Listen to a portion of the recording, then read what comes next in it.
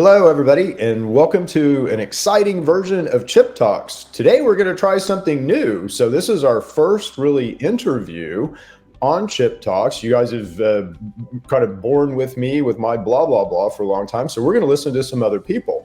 We're going to get some points of view from across the world. And we're starting with a very exciting guest today, a gentleman by the name of Carl Hafner. And Carl lives in the UK, which is interesting in and of itself. Carl has been all over the world. He's grown some cannabis in Colombia, so I'm sure we'll talk about that.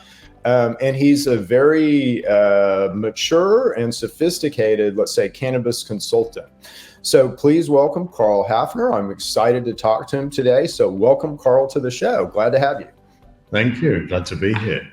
Glad to be here. Thank you for the introduction as well. It's very good. Yeah, absolutely. So we're going to have some fun. Carl and I had a little bit of fun talking, before we started everything today. So there's a lot of stuff that we could talk about. But right off, I have some curiosity, Carl. So I'm one of these I hope I'm not as arrogant as most of the EU thinks that Americans are, but I am kind of one of these heads down Americans where, I kind of pay attention to the EU, but not as much attention as I probably should. So what is the cannabis situation like there? I know Epidiolex and Sativex, but can you kind of talk about just briefly the legal situation? Can people grow? Can I get a license? If I'm patient, how does all that work in the UK? So that's a very interesting question. There's actually two markets. There's the well-being market, which obviously I'm sure in the US you're very au fait with, which actually falls under what's called novel foods in the UK. So it's controlled by the Food Standards Agency. And that is basically it's a CBD based product and with non-detect THC. So that's one end of the spectrum, and that's been going now for quite some time in the UK. And it's a very overpopulated market with a lot of different brands all competing. And I think it's more about brand awareness rather than necessarily content. But then on the other side is the medical side. And they're really the only two spaces there is. So there's no recreational in the UK. Now, medical side is prescribed through specific clinics, and those clinics have to go through a very rigorous regulatory and licensing process. They can only buy their material that comes into the UK from a wholesale distributor. And that wholesale distributor also has to have the ability to be able to bring them in, store the product in a very secure location. They have to have a home office license and also the license for operating a clinic, which is run by the MHRA, which is part of the health authority over here. The product itself is only allowed to be prescribed in 30 grams per month per patient. And it's all done through private patients, not through a healthcare system.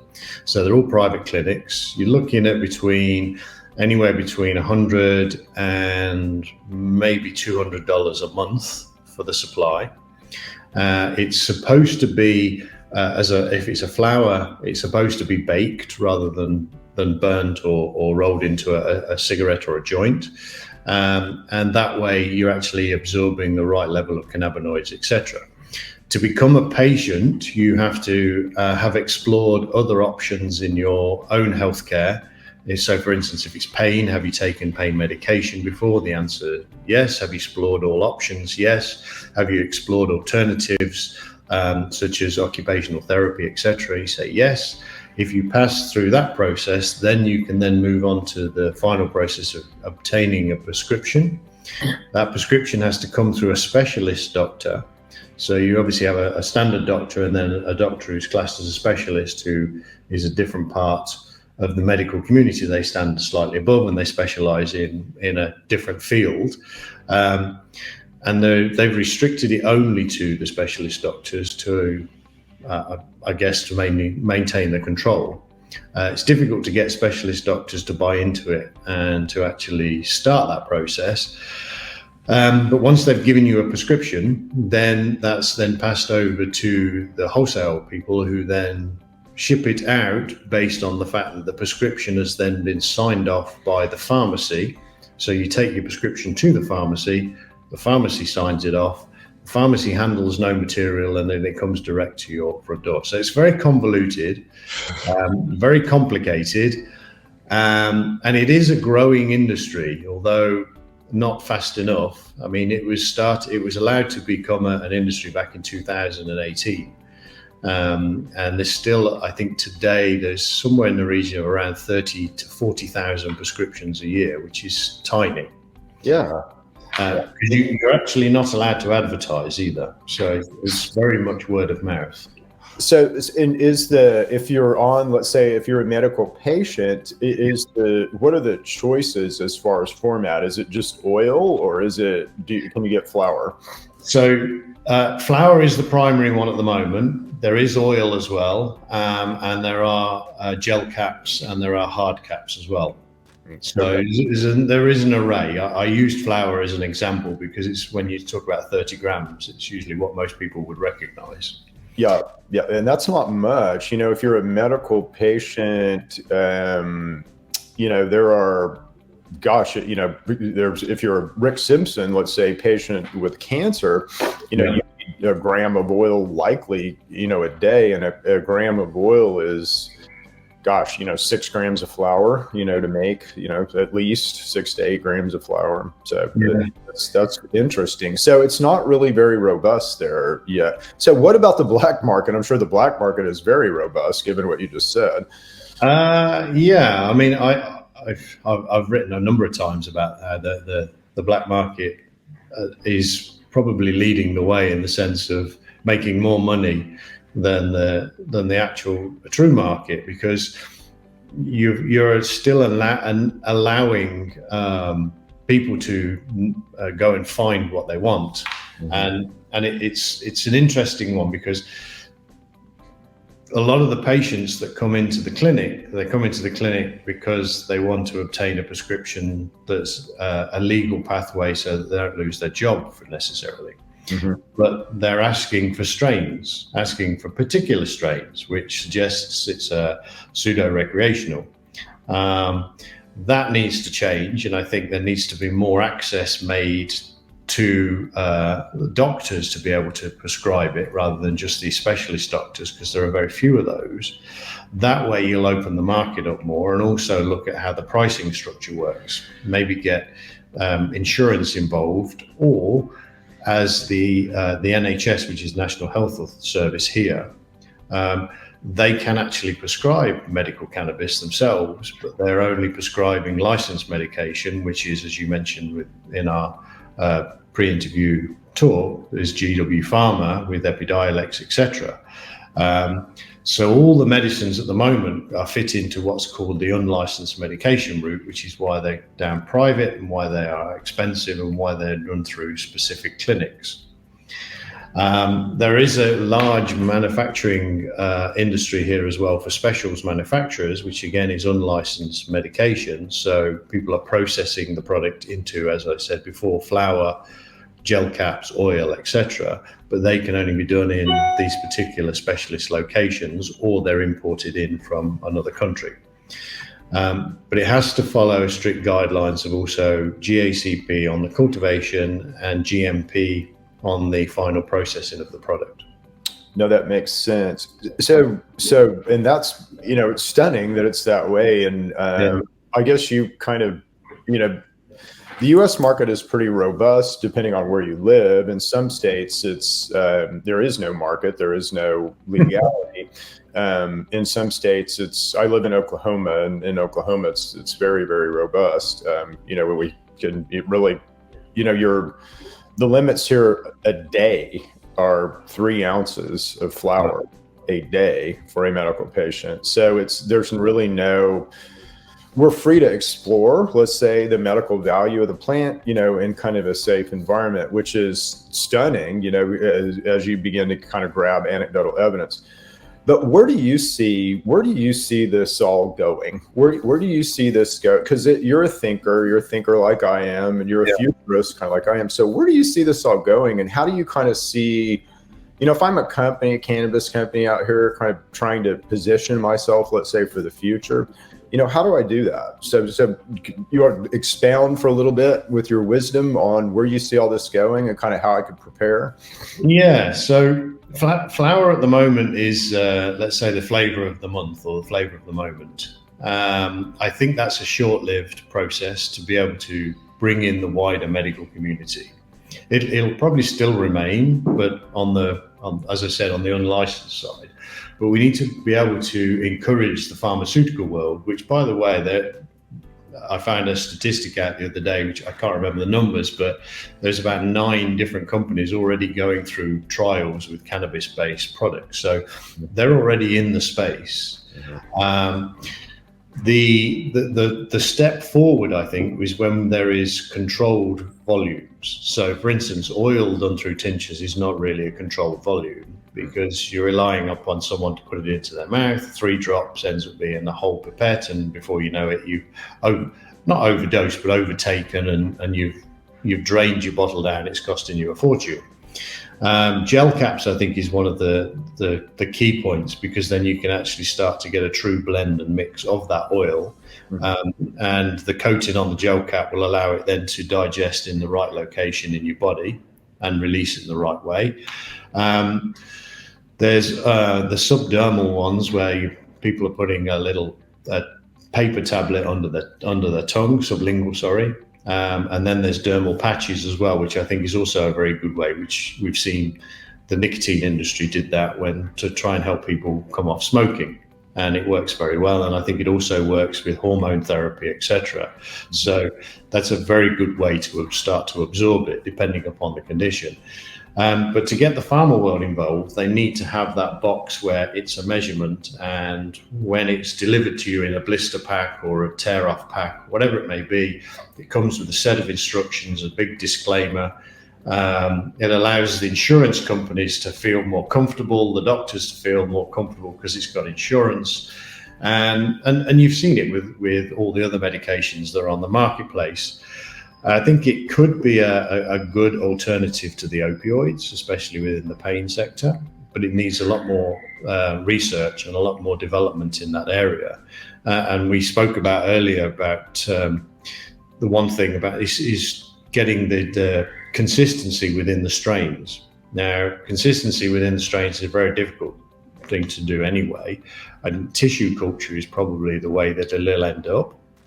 Because you're actually getting a lot of product from a very small sample, and that small sample is the sample that you want, so it's very repeatable. But also you can remove the issues such as viruses or bacteria that may be within that particular strain. Then that way you're getting a consistent supply from the growing side or the raw material side to the people who are processing, extracting, etc., to then go, and a clean supply to then go into the pharma world, who will then process it accordingly. And I think once it gets to that point, and whether it be licensed or unlicensed, then you'll see the wider medical community start to pay more attention. Do you think in the US, because right now the situation in the US is like, and if you're pharma and you're doing drug development, cannabis is not attractive at all because it's a Schedule I narcotic. Mm-hmm. So, I'm not going to go spend, $100 million or up to $1 billion to develop a drug there. And what a Schedule I narcotic in the US means is 3 things. It's unsafe, it's addictive, and it has no medical value. Okay, so I'm not going to spend $1 billion to, hey doc, prescribe this. It's unsafe, has no medical value, and it's addictive. Just not going to do that. But when and again, I feel like this is imminent in the U.S. I know that if Trump is reelected, that it's part of what he intends to do. I don't know if Biden hadn't done it yet, so I don't know what will happen there.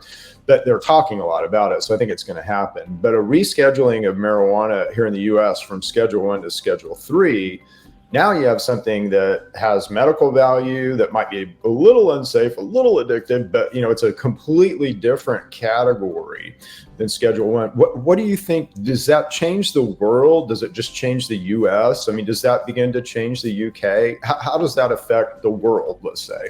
Well, we did the same here in the UK. We declassified marijuana some years ago. Okay. Not declassified, but lower classified it, should I say. And that way it didn't fit into the same category as things like cocaine and heroin. So now I think it's class C drug, which it would be class 3 in the US. It did basically open the doors a bit more in the sense of the medical people that are getting involved and these private clinics involved. And I think in the US, it will actually start to awaken the need for more of an alternative for the medical world. But it's interesting because what you said there about class 1, most opioids come from obviously opium, which is a class 1 narcotic. Mm-hmm. But I think as the world is waking up to, and especially in the US, the high rates of addiction to pharmaceutical medication, there has to be an alternative look at it. And by putting it on Schedule 3, that makes it a real alternative in the sense that it's safer, it's cleaner potentially in the sense that it's going through your system a nicer way than it would be if it was an opioid-based product. So it definitely works better. And I know across Europe as well that they've done the same. And in Europe, in various countries, and as we're only a few weeks away from the German government making it legal for recreational in the beginning of April, they're starting to wake up, and I think all eyes are on Germany to see how that experiment works. I know we all looked at Canada, and if I'm drifting off topic a little bit, there's a reason. But I know we all looked at Canada, and Canada had a great medical industry, and then it went recreational and destroyed its own medical industry to some degree. I think the way that Germany are doing it, they're going to control it within specific clubs, and then you can have so many plants for homegrown, etc. I think the rise of the black market will increase, because I think the only people that benefits from recreational are the actual consumer rather than the producer. Where they get it from is, well, I got it from the club down there, or it was homegrown, but they could have bought it from a gentleman from around the corner. But it will spur on, I think, the need for more medical and the more research into medical, so that it doesn't become a product that people have to go and find a way just to smoke it to cure an ailment. If they want to smoke it and use it like an alcohol-based thing just for recreational and to feel relaxed, etc., great. That's one market entirely. It's a completely different industry. But by creating that controlled recreational, then people start to see, well, actually the medical side makes more sense, because it's now it's opened up. It's been declassified a little bit more, or lower classified a little bit more. Yeah, and I'm a medical advocate. That's what I've always fought for, just because I know so much about the endocannabinoid system, and I know, cannabis is kind of a waypoint, right? When I speak and teach on the endocannabinoid system all the time. So when I say endocannabinoid system, I watch people just go, wow, right to cannabis. Well, cannabis is not the way you feed the system. It's not the way you natively feed the system. Again, it's got really nothing it'll impact the system. It's got nothing to do with it. Diet, it's not sexy, but dietary fats are how you feed your endocannabinoid system. So cannabis is just a nice way to impact it. But it just seems like in people's, let's say, Overton window, what you're kind of willing to accept and understand, cannabis seems to be a waypoint in this kind of getting you to understand your endocannabinoid system. But, along the lines that we were discussing, the thing that I see that's interesting is you kind of have this, natural products industry that cannabis is a part of. You kind of have pharma over here, and we've fought each other, we've warred with each other, and natural products has all the innovation, there's all this cool stuff. You could say, spiritually closer to God, so all kinds of cool stuff over here in natural products, but no money, right? So you might have occasionally, when cannabis started up, there was some startup money to kind of start stuff, but really no money over here in cannabis. In pharma, you've got just tried and true practices, quality. If I'm going to make something over here, it's going to be exactly the same, 100,000 units, way. Lots of money, don't have to worry about customers. I've got to sell everything over here. So these two worlds are, kind of diametrically opposed, but I think they all come together around Schedule 3, which I think is going to free up all this money for I may be, pie in the sky and unicorns and rainbows and butterflies, but what do you think? What do you think about that? So 2 points there. So if you think about it though, the pharma world, they all make lots of vitamins as well, which all usually come from natural sources. Yep. So they've got a very good background in how to make natural based products already, and there's a huge market for the vitamins. The other part is the one thing that you mentioned about, well, I've got to sell everything. I think there's a growing area now where people are starting to look at trading rather than let's grow it and people will come. And I think if you start to look for one or two clients and you become the single supplier to those clients, then it goes back to what I was saying earlier. You're maintaining that genetic strain all the way through to that particular product. Now you want to expand, have more strains, etc., but focus on making sure that client gets a consistent product that goes to a consistent clinic, goes to all the patients. So patient month on month gets the same particular product. So there is an element where they can start to sort of not necessarily grow so much and think they've got to sell everything. They'll grow to order, they'll grow to the size, etc., of how that market will be. But the other point that you made around the pharma world will always, once they step into this, there's going to be a need for raw material. Raw material comes from the plant, and the plant is going to need to be grown, and it's going to need to be grown in certain conditions, certain environments, etc. And you may have read that I advocate a lot to try and create a world where growing outdoors is one thing, and that's great. That's the artisanal way of doing it, like in the wineries.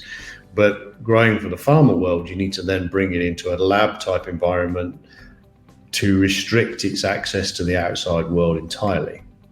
And that way you can start to control, and as you and I were mentioning, the mimicking process will almost disappear. I'm not saying it's entirely there, but it will reduce that risk. Yeah. If I'm a pharma, and again, it may not roll out this way, but everybody here in the U.S., so you kind of have this discussion about Schedule 3, because that's the driver that I think it will bring these worlds together, at least in the U.S. But the FDA here in the U.S. has a lane called botanical new drug development. Right. And I think that's going to be kind of the genesis where everybody goes. We'll have to figure out how to protect stuff. But again, there's ways to do that. I have an issued engineering patent around doing all this. But so there's ways to protect stuff off botanical new drug. But if I'm I have this discussion with growers here in Oklahoma all the time. They go, "Oh, we don't want Schedule 3. It'll change everything." It's like, no, it won't. Again, you're going to have the chance to, if you can grow around a set of SOPs, you're going to be selling your cannabis not for $1,200 a pound. You're going to be selling it for $5,000 a pound. Because if I'm a pharma company, again, lots of people grow things. I don't want to grow things. I'm a pharma company. So I just want to write my SOPs. I want my cannabis to have this percentage of THC within a 5% window. I want to have this much CBD within a 5% window. I want to have this much linalool, this much pinene, this much whatever.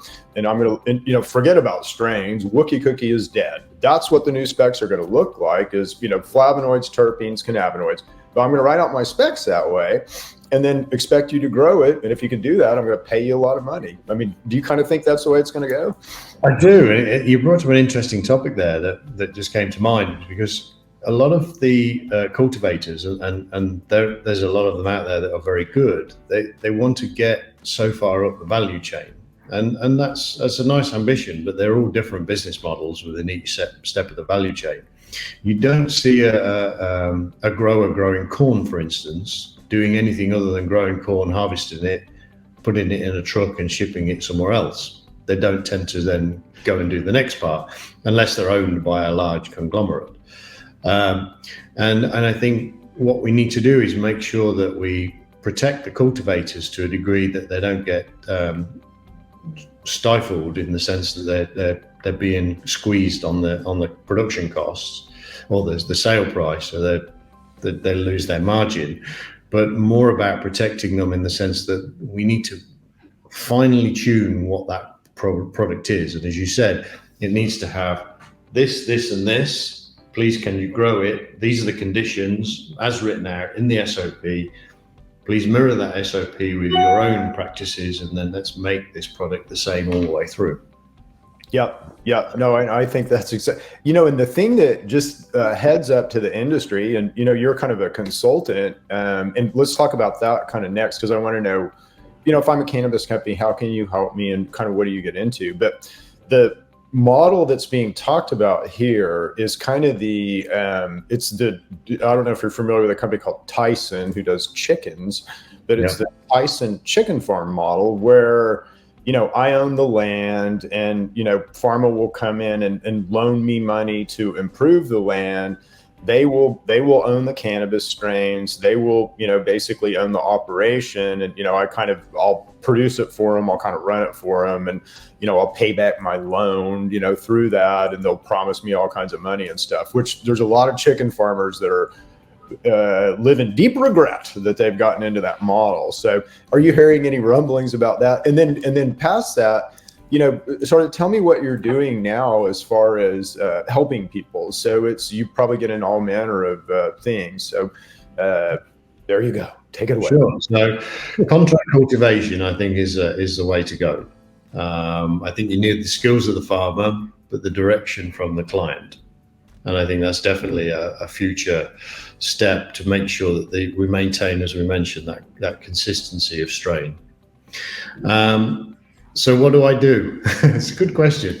So as I mentioned before, after I finished with the company and growing down in Colombia, I decided that there were cannabis consultants when I first started, which was back in 2018, but they were doing a lot of research based on what was out there, and what was out there was we could Google it and find it out, and copy and paste, and all the other things that don't really sort of makes a lot of sense if you want to actually build your own business and put in the elements that should be correct for you.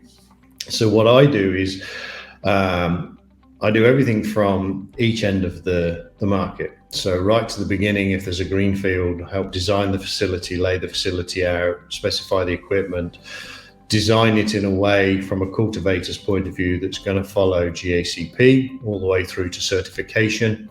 My team and I, because there are a few of us actually now that are working on this, we have people that are in the operational side, the physical chemical side, the processing side, and the agronomy side, and each step we can advise you through. So we go through the design process, the regulatory process depending upon the jurisdiction you're in, and that's a global jurisdiction, making sure you maintain the rules and follow the rules and regulations for where you are, for the way you need to grow and the way you need to operate, helping you write your SOPs, not copy paste generic SOPs, because it's your business, and how you need to run it is how you need to educate your people, and they need to follow your rules.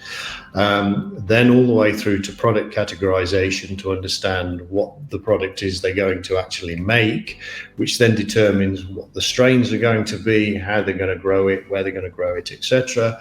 And then all the way through to building out the post-harvest facility, designing the post-harvest facility, specifying the equipment in there again, validating that equipment, helping build a lab, standardizing the testing processes within the lab, and also the processing of final product within a lab environment, and then goes over to GMP. And on that as well, we also do lots of audits, pre-audits for companies that want to operate in a space where they've got to purchase a product that's GMP certified or qualified. So we would go and audit the facility that's the supplier. And it's interesting when you go and audit a facility that has GMP, they tend to forget that they have GMP after they've got it until they need to be re-audited by the authorities. And it's surprising what you can pick up, and we end up picking up clients that way because we guide them through the next step of the process to bring them back in line. So it's quite a lengthy list of things that we do. And there's also a number of software companies that we advise them on how their software needs to work within the cannabis space and what they need to look for and what pitfalls they're going to come across if they go down path A as opposed to path B, etc. So it's quite involved. Yeah, all manner. So that's really cool. I mean, and I think, that type of consulting, like, as you said, 2016, 2017, 2018, we had all these kind of crazy consulting things going on, and some of them were helpful, some of them really weren't. But SOPs and, quality and sort of, driving around that, kind of medical, let's say, final product that has to be dosed, likely by a physician. So I love that. And I think that's where, I think you kind of have two markets, that are going to emerge, kind of a liquor store, market. So it's just the way that we view liquor now, and all manner of, from the connoisseur wine all the way down to the bathtub vodka, right? So we're going to think that will be one market, but then we're going to have this real medical market, and the medical market needs to absolutely be concerned with consistency and quality. It won't work otherwise. So that's really cool. Just a quick, these are kind of my observations, but I'm interested in kind of what you think about this. Is in cannabis, it's really weird because it's like watching what happened here in Oklahoma. And again, I got a front row seat to this because I was the activist that kind of made it happen in Oklahoma. But we went from nothing, so no market, nothing, right, to all of a sudden a market. And so we had growers, processors, and dispensaries and patients. But there was no chamber of commerce to help us sort of start up in this industry. In fact, the exact opposite. They shunned us. There weren't banking, rules. There were no insurance rules. There was no nets. There was no infrastructure like you're used to in normal business, So, I need to get liability insurance for my business. Well, sorry, you're a cannabis business. No.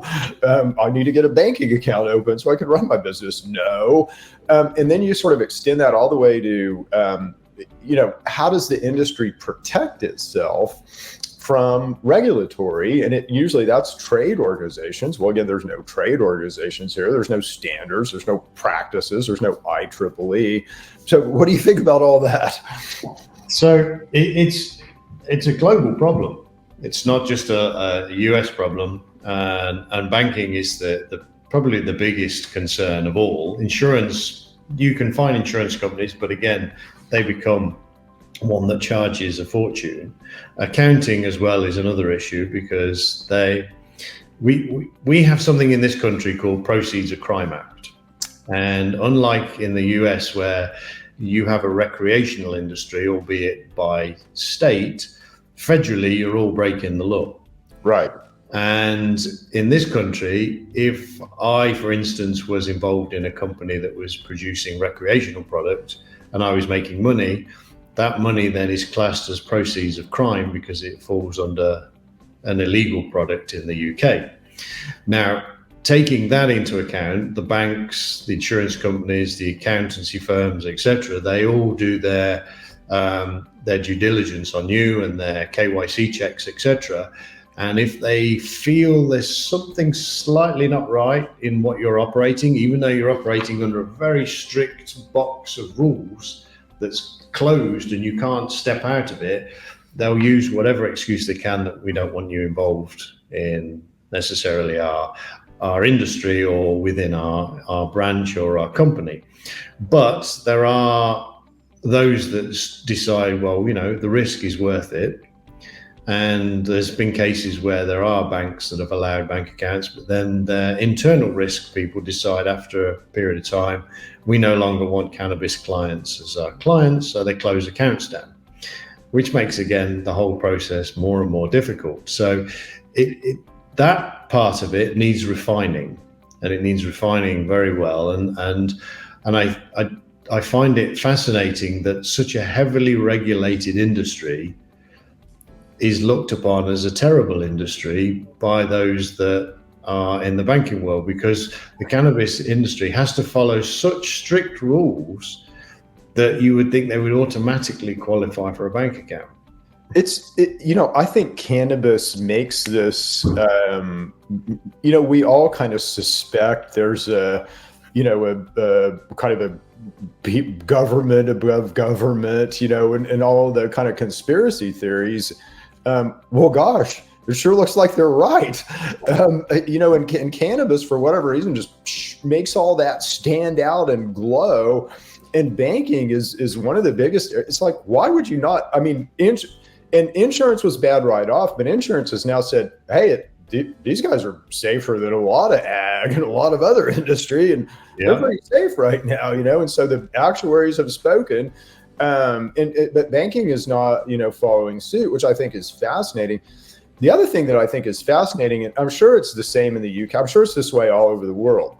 Cannabis represents the biggest disconnect between we the people, so just we the people, everybody, us, just us, you and me, Carl, and those that we trust to govern us. Yeah. And it's like, what the hell, guys? When are you going to understand? We want this. It's going to happen. We're going to run over you. We're going to squirrel around and find every crack and hole until we break your little game. So might as well just join the party. So I think Schedule 3, is sort of that's our, white flag. We're going to join the party here in the U.S. at least.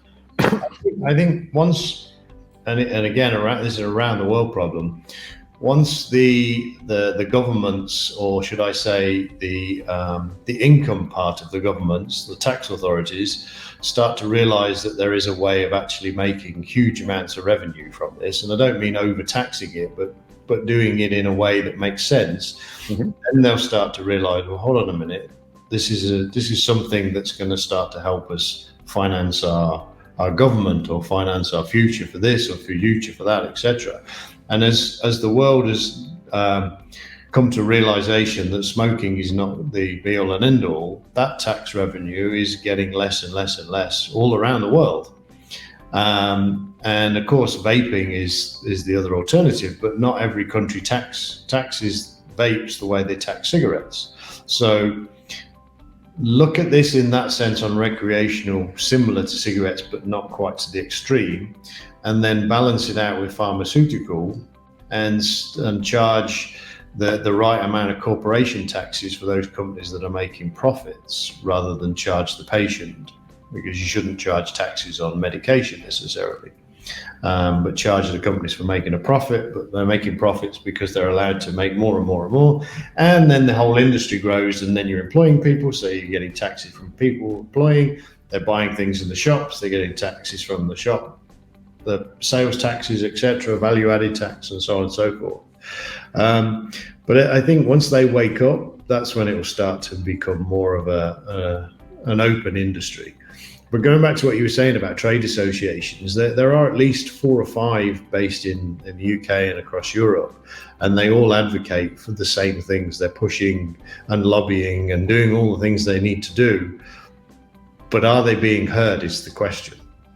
And how far do they need to go to be heard? So I do know that there is one particular one that's been lobbying government on the healthcare side, and they've been lobbying government now for almost 6 years.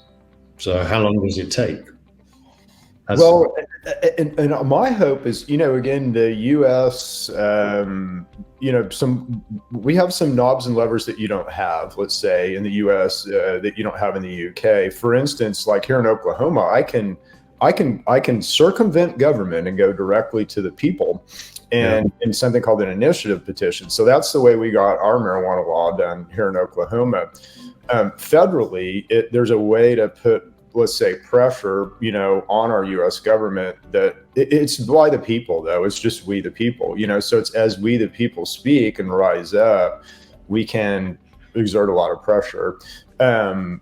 what you're doing in the UK in a lot of ways. So it's, you guys, have lots of protests that make a difference, and we don't hear about them. The whole yellow vest stuff that was happening in France. I mean, but that's not even on the news here. You have to go find that stuff. But people have power, and we have to remember that I hold the power in government. I hold the power in government, and again, by my will, I decide whether this government's valid or not, and I can rise up at any time. And if I've got you with me, then yeehaw, we can change things. So cannabis is a good rallying point. I think it knits us together. It's something we all understand, and it's a change agent. It's a change mechanism. It is. How would you like to kind of leave it, Carl? Because we're about out of time, and I think what I've learned from this is I have a consultancy here in the U.S. where I try to help regulatory. So I'm going to pull you into that, as needed, because I really respect your opinion and your experience. And you've got some things to say, and you're very mature, good voice here. So, yeah. So I think one thing that you brought up, which was around bodies that would try and help, like associations, etc. I've always thought that, as ambitious as this may sound, there needs to be some kind of global platform, because we're all trying to do the same thing. But as you said at the beginning of this interview, you didn't know much about what was going on in the UK and Europe.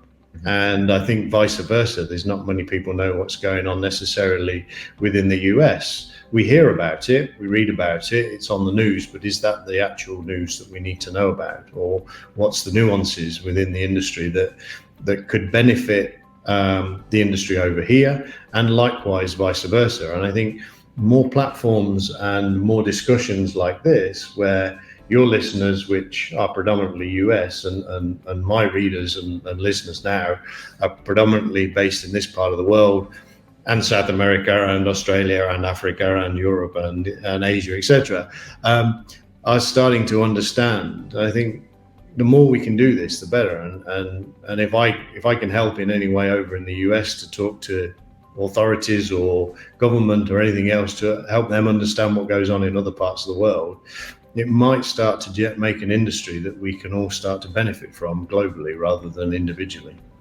Yeah, and in the U.S. we're so arrogant. We think that we know everything, and that's so. Like you said, you were growing in Colombia in what year? 2016, 2018, 19, yeah, 20, and 21 and 22. Yeah. So that's before most states went green here. So we need to talk. I love that. So if I can help you in any way, support that mission, then let me know. No, thank you very much. Yeah. Thank you. It's funny you mentioned that, because I've spoken to a number of people in the US, and they didn't even know there was an industry in Colombia for cannabis. Yeah, that's insane. And Colombia was one of the first Latin American country. Colombia and Paraguay, I think, were the first two. So that's crazy. Well, this is a good place to leave. I've really enjoyed this, Carl. Well, I'll have you back on as I sort of expand this, and let's keep the conversations going. Enjoy what you do on LinkedIn. If you guys, we'll put all Carl's information in the description of this podcast. So if you want to find Carl, all his LinkedIn stuff and contact stuff will be in the description. But really enjoyed it, Carl. Thank you very much. And we'll leave it here and see you guys again for another exciting episode of Chip Talk. Thank you, Chip, and thank you for listening. Okay. See you later, Carl. Thanks. Bye-bye.